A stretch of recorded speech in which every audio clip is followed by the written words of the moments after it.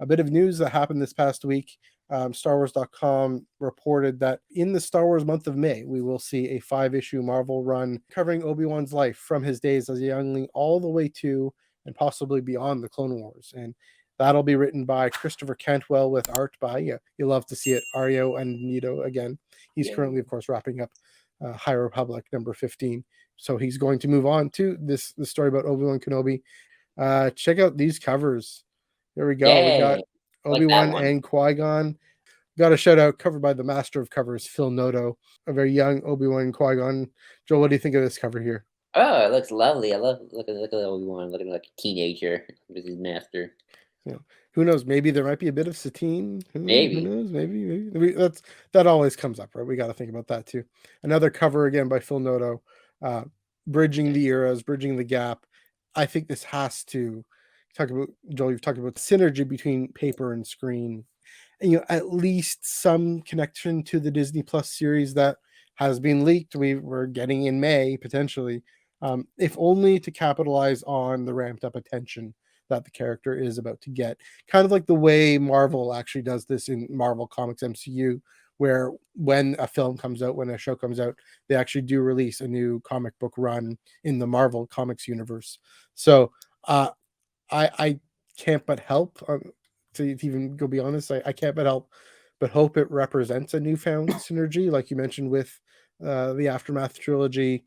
The type we used to have when you could have a paper publication, you could properly call it a tie-in, right? As opposed to canon and related materials.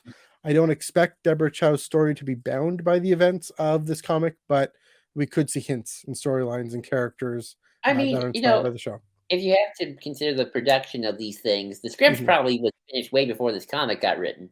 So my guess is like the script got written, they had a lot of things locked down, and these comics can kind of signpost, like maybe not like a story beat, but more like, hey, here's a thematic thing that the Obi-Wan series is going to touch upon. This comic is going to kind of tell you, hey, we might do this. So we're going to kind of gently ease you into it with this comic for anybody who reads this stuff, and like this is kind of the general idea here of what the comic, what the story is going to be about.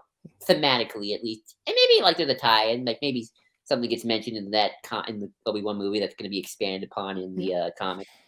I mean, the theme of Obi-Wan reflecting on the loss of his brother and the impossible situation that resulted in the loss of his order, his family, and Qui-Gon too. Yeah, and I mean, the death of Qui-Gon might even see him reflect on that. Maybe, I mean, this is going to span probably his whole life, if not up until the events of the series. So because we haven't really gotten much in terms of how he's felt about the death of Qui-Gon and how that impacted him. We've gotten Claudia Gray, the master, writing her story about their relationship just beforehand, before the Phantom Menace, Master and Apprentice.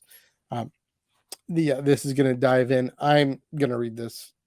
You'll get this on Tractor Beam for sure. And not just because I'm a completist, but because I love Obi-Wan and one of my favorite characters